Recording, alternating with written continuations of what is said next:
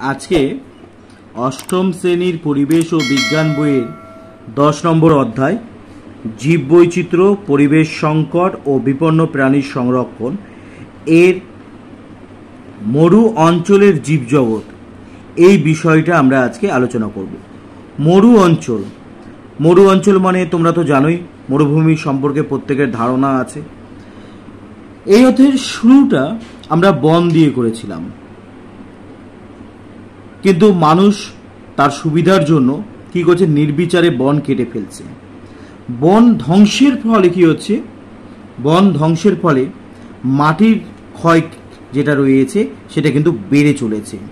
আমরা জানি যে গাছ কি করে, মাটি ক্ষয় রোধ করতে সাহায্য করে, কিন্তু নির্বিচারে বন কাটার ফলে, গাছ কাটার ফলে কি হচ্ছে, মাটি ক্ষয় কিন্তু অনেকটা বেড়ে চলেছে এবং মাটির যে জৈব উৎপাদন করার ক্ষমতা সেটাও কিন্তু অনেক অংশে কমে যাচ্ছে।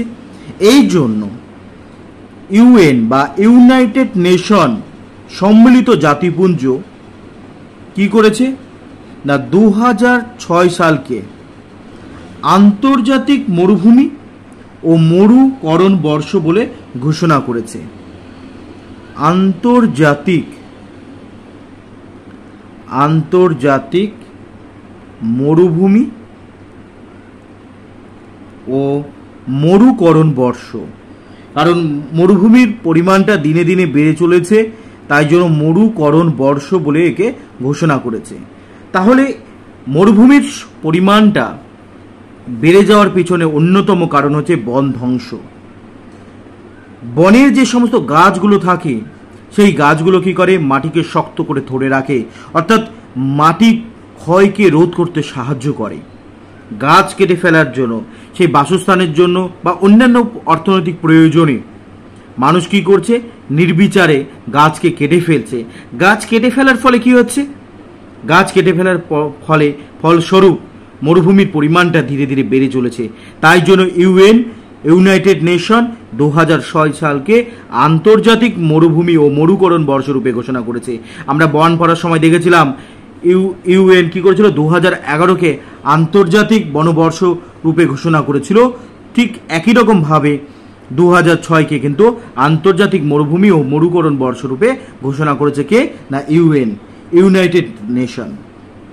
তাহলে মরুভূমির কথাটা বলতে গেলে সবার আগে যে চিত্রটা উঠে আসে সেটা হচ্ছে একটি বিশাল বিস্তীর্ণ জায়গায় বিস্তীর্ণ বালুকাময় একটি জায়গার কথা মনে পড়ে। বালির কথা যেহেতু বলছি, বালির একটা বিশেষ ধর্ম আছে। দেখো, বালি কি করে, দিনের বেলায় যখন সূর্যের আলোটা আসে সেই সূর্যের আলোটাকে শোষণ করে রাখে। বালি সূর্যের আলোটাকে ধরে রাখে, তাই জন্য দিনের বেলায় প্রচুর পরিমাণে গরম হয়ে থাকে। দিনের বেলায় প্রচুর গরম হয়ে থাকে, প্রচণ্ড গরম হয় মরুভূমিতে, প্রচণ্ড গরম। এত গরম হয় যে এই অঞ্চলগুলোতে যে সমস্ত উদ্ভিদ থাকে তাদের বাষ্পমোচনের হারটা অনেক বেড়ে যায়। তাই জন্য সেই সমস্ত জায়গায় যে গাছগুলো থাকে তাদের পাতা কাটায় পরিণত হয়, অভিযোজন হয়ে যায়। যাই হোক, যে কথাটা বলছিলাম যে মরুভূমি মানে হচ্ছে একটি বিস্তীর্ণ বালিকাময় জায়গা। সেই জায়গায় যে বালি থাকে, বালিগুলো সূর্যের আলোকে দিনের বেলায় শোষণ করে রাখে, ধরে রাখে। এর ফলে উষ্ণতা কিন্তু অনেকটা বেড়ে যায়। কিন্তু রাতের বেলা এই বালি 90%, বেশিরভাগটাই কি করে, 90% সূর্যের আলো কি করে, বিকিরণ করে দেয়। এই বিকিরণ করে দেওয়ার ফলে কি হয়ে থাকে, রাতের বেলা কিন্তু প্রচণ্ড ঠান্ডা হয়ে থাকে, রাতের বেলায় ঠান্ডা হয়। তাহলে দিনের বেলায় যেমন গরম হয় তেমনি রাতের বেলায় কিন্তু প্রচণ্ড ঠান্ডা হয়। তাহলে মরুভূমির এটা একটা অন্যতম বৈশিষ্ট্য আমরা বলতে পারি। তাহলে মরুভূমির বৈশিষ্ট্য কি হতে পারে, মরুভূমির 1 নম্বর বৈশিষ্ট্য আমরা যেটা পেলাম সেটা হচ্ছে দিন ও রাতের তাপমাত্রা তারতম্য অনেক বেশি হয়ে থাকে। দিন ও রাতের তাপমাত্রার তারতম্য অনেক হয়ে থাকে, তারতম্য বেশি হয়ে থাকে। এইটা হচ্ছে 1 নম্বর হলো। 2 নম্বর বৈশিষ্ট্য কি, এই সমস্ত এলাকায় বৃষ্টি খুব কম হয়, বৃষ্টিপাত খুব কম হয়। মরুভূমি অঞ্চলে বৃষ্টি কম হয় এবং বছরের হিসাবে যদি দেখি বছরে 20 সেন্টিমিটার 20 সেমির থেকেও কম বৃষ্টিপাত হয়, কম বৃষ্টি হয়ে থাকে।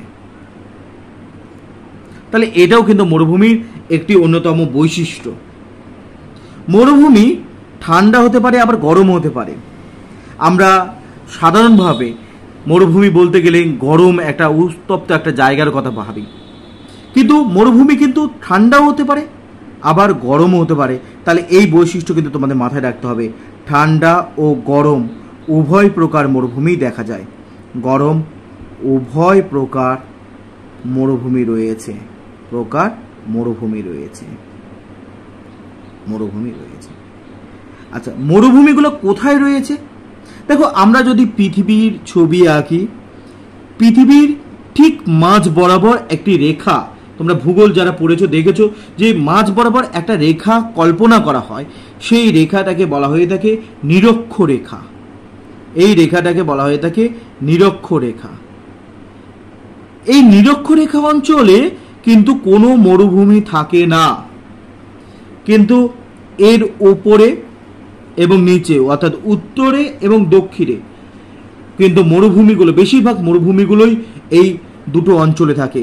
উত্তরের যে অঞ্চলটা তাকে আমরা বলে থাকি হচ্ছে কর্কট ক্রান্তি রেখা।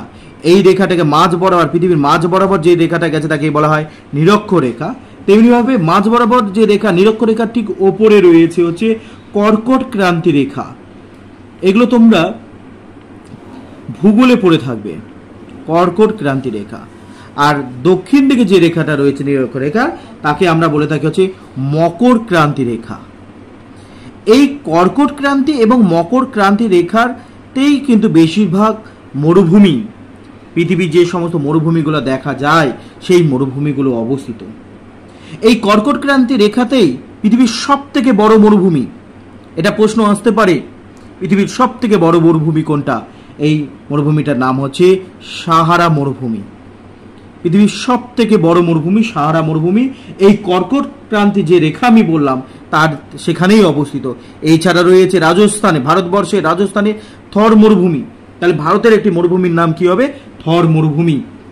তাহলে থর মরুভূমি আমরা দেখে থাকি। এছাড়া আমরা ইরানিয়ান মরুভূমি দেখে থাকি এই কর্কট ক্রান্তি রেখা বরাবর, বা আরাবিয়ান যে মরুভূমি আমরা বলি, আরব মরুভূমি যেটাকে আমরা বলি, সেই আরব মরুভূমিটাও কিন্তু কর্কট ক্রান্তি রেখা বরাবর অবস্থিত হয়ে থাকে। তাহলে বড় বড় মরুভূমিগুলো সব এই কর্কট ক্রান্তি আর মকর ক্রান্তি রেখা বরাবর অবস্থিত। কর্কট ক্রান্তি রেখার উপর অবস্থিত কতগুলো বড় বড় মরুভূমি কি? সাহারা হচ্ছে সব থেকে বড় ভারতীয় মরুভূমি থর। এছাড়া আরব মরুভূমি কথাও আমরা উল্লেখ করতে পারি। আরবের মরুভূমি কিন্তু গরম, থর মরুভূমিও কিন্তু গরম, এবং সাহারা মরুভূমি যেটা আমরা বললাম সেই সাহারা মরুভূমিও গরম। তাহলে এই যে তিনটে মরুভূমি, এই তিনটে মরুভূমি কিন্তু গরম মরুভূমি। আবার আমি কি বললাম? গরম এবং ঠান্ডা উভয় প্রকার মরুভূমি থাকে। তাহলে ঠান্ডা মরুভূমির একটি নাম কি হবে? ঠান্ডা মরুভূমির একটি নাম হচ্ছে গোবি মরুভূমি। তাহলে তোমরা বুঝতে পারলে ঠান্ডা এবং গরম উভয় প্রকার মরুভূমি কিন্তু দেখা যায়। তাহলে মরুভূমির যে বৈশিষ্ট্য আমি বলছিলাম, 4 নম্বর বৈশিষ্ট্য হচ্ছে বেশিরভাগ মরুভূমি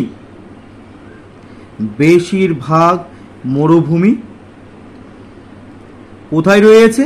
না কর্কট ক্রান্তি ও মকর ক্রান্তি রেখা বরাবর অবস্থিত। কর্কট ক্রান্তি আর হচ্ছে মকর ক্রান্তি রেখা বরাবর অবস্থিত, আচ্ছা, যেমন আমরা কর্কট ক্রান্তি রেখার মরুভূমিগুলো দেখলাম, এবারে আমরা কতগুলো মরুভূমি পড়ব যেটা মকর ক্রান্তি রেখার বরাবর অবস্থিত।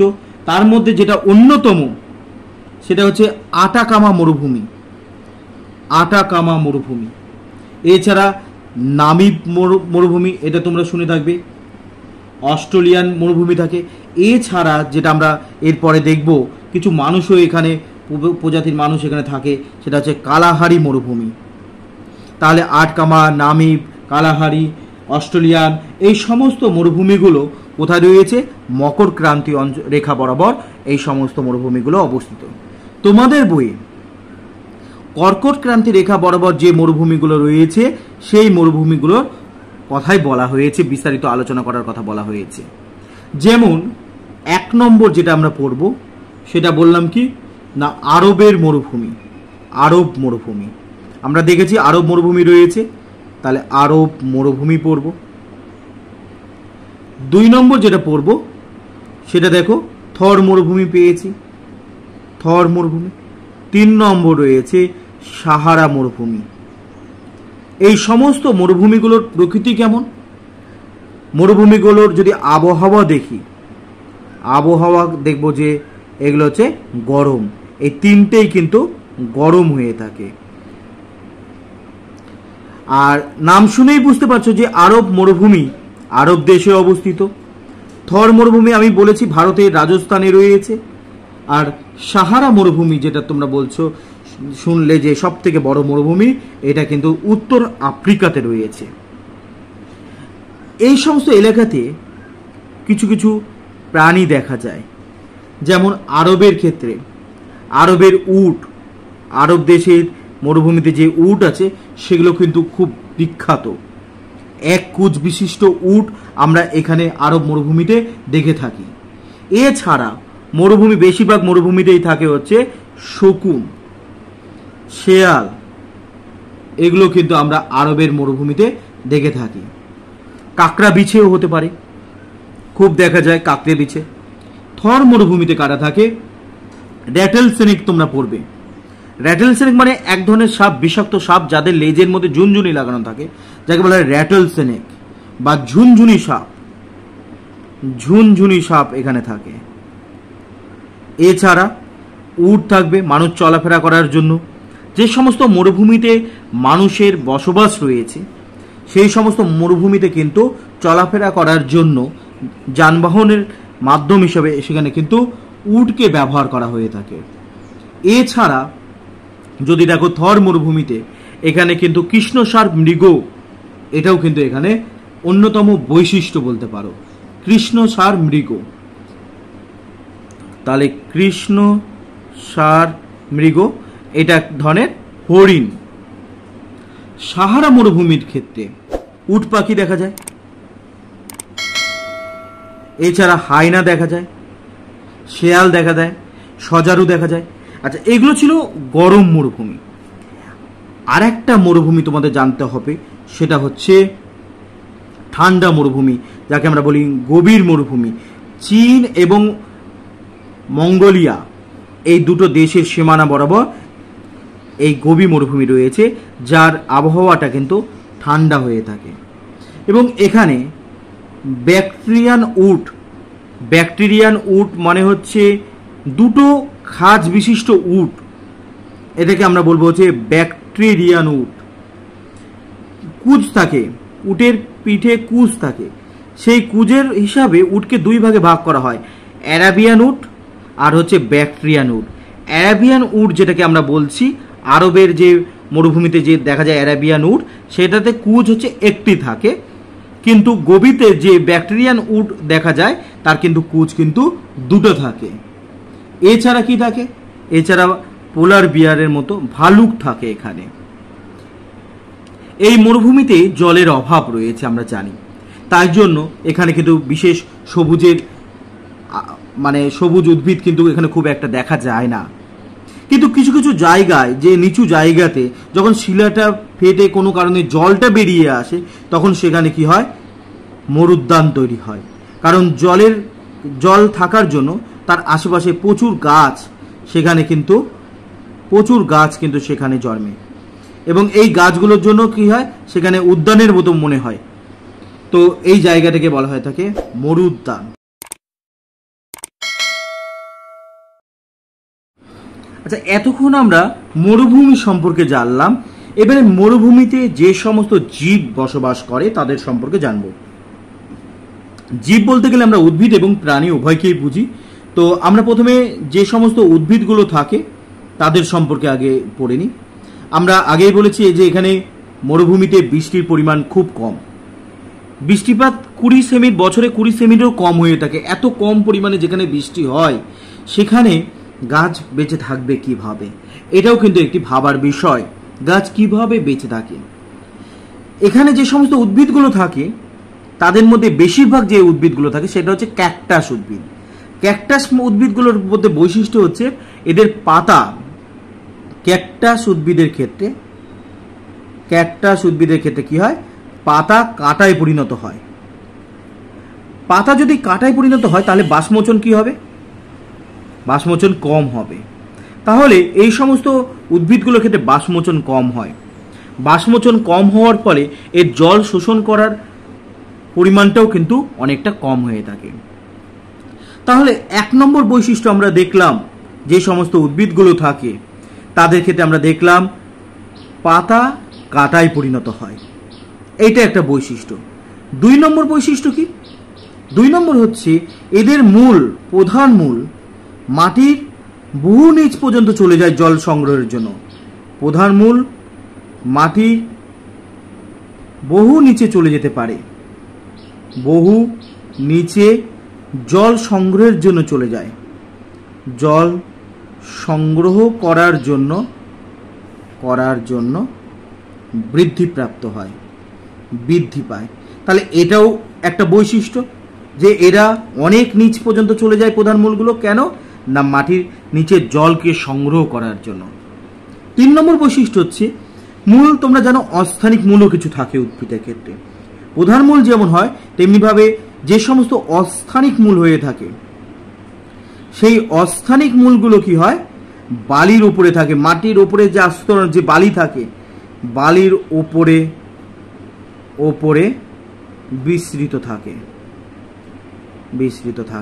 এর ফলে কি হয়, যখন দেখো বৃষ্টি কম হয় কিন্তু অল্প বৃষ্টি হলেই সেই জল যাতে গাছ পায় সেই জন্য যে অস্থানিক মূল যেগুলো রয়েছে সেই অস্থানিক মূলগুলো বালির ওপরের দিকে থাকে, তাহলে জল সংগ্রহটা খুব তাড়াতাড়ি করতে পারবে।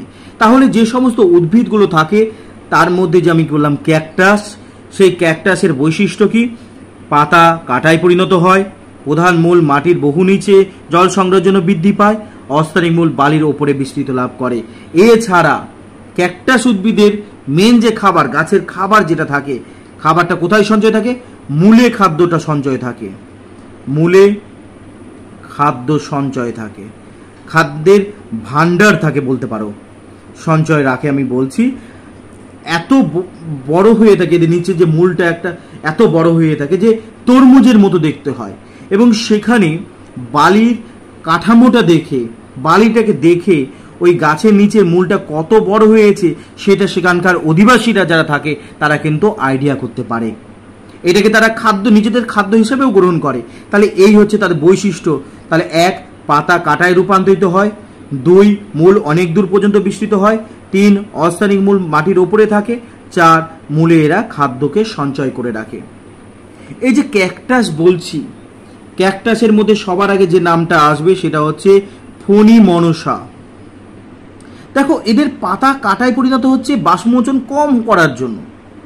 এছাড়া দেখো মরুভূমি অঞ্চলে খাদ্যের অভাব আছে, তাহলে এখানে যে সমস্ত প্রাণীগুলো রয়েছে সেই প্রাণীরা এই গাছটাকে খাদ্য হিসেবে গ্রহণ করে নিতে পারে, সেই জন্য এই কাঁটা তাদের আত্মরক্ষাতেও সাহায্য করে। তাহলে পাতা কাঁটায় পরিণত হলে তাদের 2টো লাভ, 1, বাষ্পমোচন কম হবে, 2, যে সমস্ত প্রাণীগুলো আছে তারা তাকে খাদ্য হিসেবে গ্রহণ করবে না। তাহলে ক্যাকটাসের একটা উদাহরণ আমরা কি দেখলাম, ফণিমনসা। এছাড়া আরেকটা ধরনের পাবো, সেটা হচ্ছে জোশুয়া গাছ। এটাও ক্যাকটাস প্রজাতির। ক্যাকটাস মানে শুধু ফণিমনসা নয়, ক্যাকটাস মানে কিন্তু অনেক ধরনের ক্যাকটাস হতে পারে। এছাড়া সাগুয়ারও হতে পারে, সাগুয়ারও গাছ। এরা প্রায় 6 থেকে 8 টন, বিশাল পরিমাণ জলকে নিজেদের শরীরে কিন্তু জমা রাখতে পারে। প্রত্যেকের কিছু না কিছু বৈশিষ্ট্য আছে, সেগুলো তোমরা পড়ে নিবে। আচ্ছা, এইবারে আর একটা গাছ রয়েছে যে গাছের পাতা থাকে। এই যে গাছগুলো বললাম এই গাছগুলো পাতা থাকে না, পাতা কাঁটায় রূপান্তরিত হচ্ছে, এগুলো ক্যাকটাস প্রজাতি। এছাড়া আর একটা প্রজাতি রয়েছে সেটা হচ্ছে মেসকুইড গাছ। মেসকুইড গাছও কিন্তু এখানে দেখা যায়, এই গাছের কিন্তু পাতা থাকে। এটা কোথায় জন্মায়? এটা যে বালিয়াড়ি, তোমরা ভূগোলে পড়েছো বালিয়াড়ি অঞ্চল, বালিয়াড়ি অঞ্চলের কাছাকাছিতে জন্মায়, বালিয়াড়ির কাছে জন্মায় এই সমস্ত উদ্ভিদগুলো।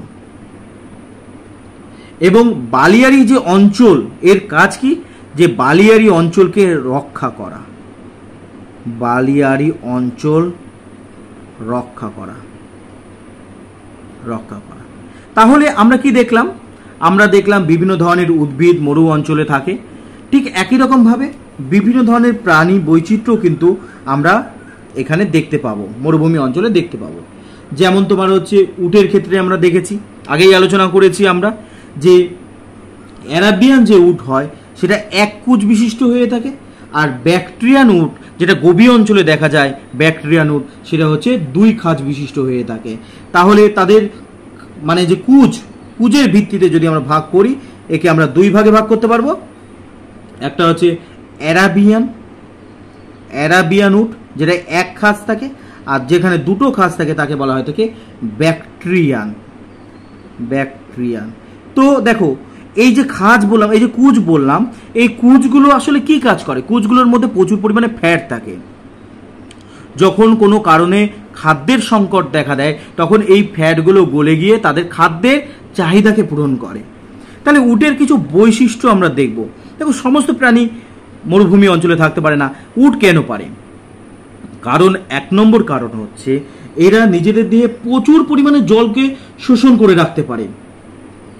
আমি যে কথাটা আমি তোমাদের বললাম যে সাগুয়ারু গাছ প্রচুর পরিমাণে জলকে নিজেদের দেহে সঞ্চয় করে রাখে বলেই তারা মরুভূমি অঞ্চলে বেঁচে থাকতে পারে। ঠিক একই রকম ভাবে উটরাও কি করে, প্রচুর পরিমাণে জল নিজেদের দেহের মধ্যে কি করে মানে ধরে রাখতে পারে। এবং এরা একবারে শুনলে অবাক হয়ে যাবে, 25 গ্যালন পর্যন্ত জলকে কিন্তু এরা শোষণ করে নিতে পারে, গ্রহণ করতে পারে 25 গ্যালন। আচ্ছা, আমাদের শরীরে অতিরিক্ত যে জল সেটা ঘর্মগ্রন্থির মাধ্যমে বাইরে বেরিয়ে যায়, ঘামের মাধ্যমে বাইরে বেরিয়ে যায়, কিন্তু এদের ক্ষেত্রে কি হচ্ছে, ঘর্মগ্রন্থি কম থাকে। ঘর্মগ্রন্থি কম থাকার জন্য জল বাইরে বেরোতে পারে কম। 3 নম্বর হচ্ছে এরা কি হচ্ছে, অল্প মূত্র, মানে খুব কম পরিমাণে মূত্র ত্যাগ করে থাকে, কম মূত্র ত্যাগ করে থাকে। 4 নম্বর বৈশিষ্ট্য কি, এদের চোখের উপরের যে পাতা সেটা হচ্ছে স্বচ্ছ প্রকৃতির। চোখের ওপর যে আস্তরণ, চোখের ওপরের আস্তরণ কি হয়ে থাকে, স্বচ্ছ প্রকৃতির হওয়ার ফলে কি হবে, এরা যখন যখন বালিঝড় হবে, বালিঝড়ের সময় বালিগুলো চোখের মধ্যে প্রবেশ করতে পারে, তাই জন্য কি করে, চোখ বন্ধ করে রাখতে হয়। এবার চোখ বন্ধ করে রাখার সময় তাদের কি হবে, দিকভ্রষ্ট হতে পারে। কিন্তু এদের দিকভ্রষ্ট ওরা হয় না। কেন হয় না? কারণ এদের চোখের উপরে যে পাতা থাকে সেটা কিন্তু স্বচ্ছ প্রকৃতির হয়, এটা চোখ বন্ধ করলেও বাইরের অংশটাকে এরা পরিষ্কার দেখতে পায়। এছাড়া 5 নম্বর বৈশিষ্ট্য কি হতে পারে, এদের ক্ষেত্রে দেখবে নাকের উপরে, চোখের যেমন আমাদের আস্তরণ থাকে তেমনিভাবে এদের কিন্তু এক্সট্রা নাকের উপর একটি আস্তরণ থাকে, যেটা ওরা নিজের ইচ্ছা মতো খুলতে এবং বন্ধ করতে পারে। একটি নাকের উপর একটি আস্তরণ থাকে। তাহলে এতগুলো বৈশিষ্ট্য রয়েছে। এছাড়া 6 নম্বর যে বৈশিষ্ট্য আমরা দেখব যে এদের যে পা কিন্তু চওড়া হয়। চওড়া হওয়ার পিছনে কারণ, লাভটা কি, চওড়া হলে কি সুবিধা হবে, এটা কিন্তু বিজ্ঞান রয়েছে। দেখো, আমরা ক্লাস 6-এ কি পড়েছিলাম, চাপ কাকে বলে পড়েছিলাম, 6-7-এ।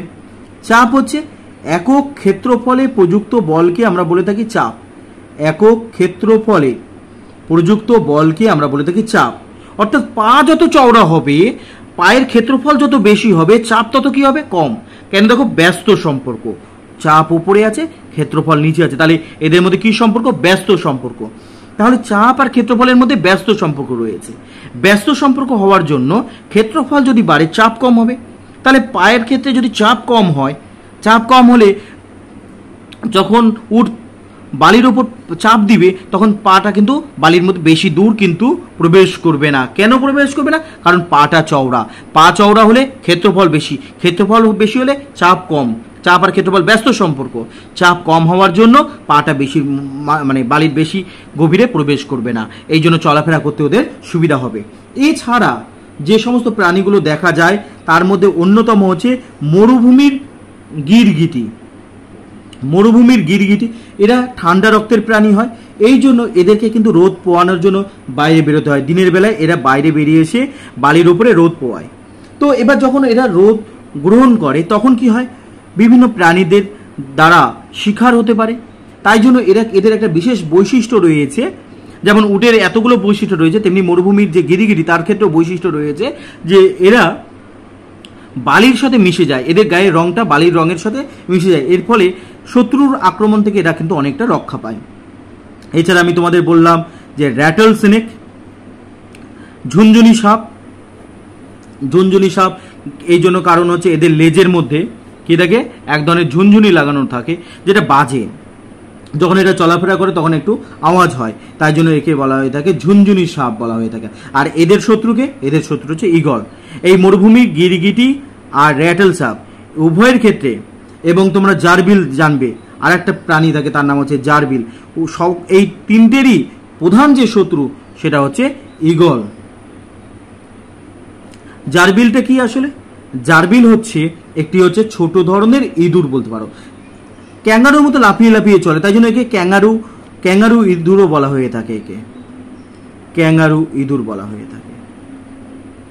তাহলে আশা করি তোমরা এটা বুঝতে পেরেছো যে মরুভূমিতে যে সমস্ত প্রাণীগুলো থাকে তার মধ্যে আমরা 1 নম্বরে পেলাম কাকে? উট, বেশিরভাগ মরুভূমিতে থাকে। এছাড়া মরুভূমির গিরগিটি, র্যাটল সাপ, জারবিল এদেরকেও কিন্তু দেখতে পাওয়া যায়। এতক্ষণ যেগুলো পড়লাম সেখানে বিভিন্ন উদ্ভিদ এবং প্রাণী ছিল পড়লাম। এবারে আমরা দেখব বিভিন্ন ধরনের মানুষ কিন্তু এই সমস্ত এলাকাতে বসবাস করে থাকে, বিভিন্ন প্রজাতির মানুষ এখানে আমরা দেখব। তার মধ্যে সবথেকে অন্যতম হচ্ছে আমরা দেখেছি নামিব মরুভূমি, যেটা মকর ক্রান্তি রেখা অঞ্চল বরাবর রয়েছে, নামিব মরুভূমি। সেই মরুভূমিতে যে সমস্ত মানুষগুলো থাকে তাদের নাম কি আছে? তাদেরকে বলা হয় থাকে বুশম্যান। তাহলে যে মানুষগুলো থাকে তাদের সেই প্রজাতির নাম বলছি আমরা বুশম্যান। এছাড়া তোমার মকর ক্রান্তি রেখা বরাবর আরেকটি আমরা পেয়েছিলাম মরুভূমি, সেটা হচ্ছে কালাহারি মরুভূমি। এই কালাহারি মরুভূমিতে যে মানুষগুলো থাকে তাদেরকে বলা হয়ে থাকে স্যান বুশম্যান। দেখো এদের নাম কিন্তু পাশাপাশি আছে, একই রকম, বুশম্যান আর স্যান বুশম্যান। কেন? কারণ এই মরুভূমিটাও খুব কাছাকাছি অবস্থিত, দুটোই মকর ক্রান্তি রেখা বরাবর অবস্থিত এবং খুব কাছাকাছি অবস্থিত হওয়ার জন্য এই দুটো প্রজাতির নাম একই। তাদের কারণ তাদের যে বৈশিষ্ট্যগুলো মোটামুটি একই রকমই রয়েছে। এছাড়া আমরা সাহারা মরুভূমির কথা আমরা পাবো। সাহারা মরুভূমি সব থেকে বড় মরুভূমি আমরা জানি। সাহারা মরুভূমিতে যে মানুষগুলো থাকে বা আরব মরুভূমির যে সমস্ত মানুষগুলো থাকে, আরব মরুভূমি, এদেরকে বলা হয়ে থাকে বেদুইন। সাহারা আর আরব মরুভূমি কি হবে? বেদুইন। বেদুইনরা আমরা জানি যে যাযাবর, এটা আমরা ছোট ক্লাসেও পড়ে এসেছি যে বেদুইনরা যাযাবর হয়। এরা খুব ঢিলে ঢালা পোশাক পরে এবং এরা কোনো জায়গায় স্থায়ীভাবে বসবাস করে না। এরা কি করে? উটের পিঠে চড়ে মাইলের পর মাইল তারা হেঁটে এক জায়গা থেকে অন্য জায়গায় যায়, সেখানে তারা তাঁবু খাটিয়ে কিছুদিন থাকার পর আবার তারা যাত্রা শুরু করে। তাহলে আমরা বিভিন্ন ধরনের মরুভূমির নাম আমরা দেখলাম এবং সেখানে অধিবাসী যারা থাকে তাদের নাম পেলাম। এছাড়া আরেকটা আমরা পড়ব আমেরিকার মরু অঞ্চলের মানুষের কথা। আমেরিকার মরু অঞ্চল, আমেরিকার মরুভূমি অঞ্চলে যে প্রজাতি থাকে তার নাম হচ্ছে রেড ইন্ডিয়ান। এদের বলা হয় থাকে রেড ইন্ডিয়ান। তাহলে আশা করি তোমরা এগুলো বুঝতে পেরেছো। যদি বুঝে থাকো তাহলে যে হোমওয়ার্কটা আমি দিচ্ছি এই হোমওয়ার্কটা কিন্তু তোমরা বাড়িতে করবে। যে কর্কট ক্রান্তি ও মকর ক্রান্তি রেখা বরাবর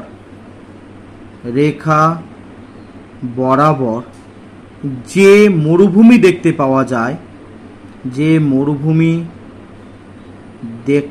পাওয়া যায়, তাদের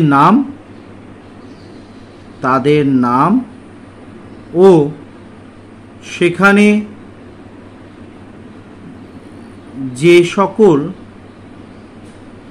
প্রাণী দেখতে পাওয়া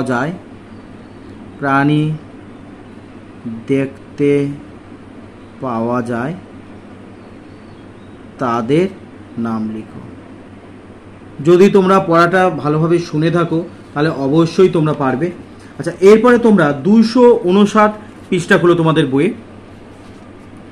দেখো 259 পেজে দেখো কি রয়েছে, মরু অঞ্চলের জীবজগৎ রয়েছে। তাহলে মরু অঞ্চলের জীবজগৎ এবার তোমরা দাগাও। দেখো মরু অঞ্চলের ক্ষেত্রে আমরা বৈশিষ্ট্য কি দেখলাম, জল খুব কম, বৃষ্টি খুব কম হয়, বছরে 200 মিটার এবং সূর্যের আলো বেশিরভাগই বিকিরণ করে দেয়।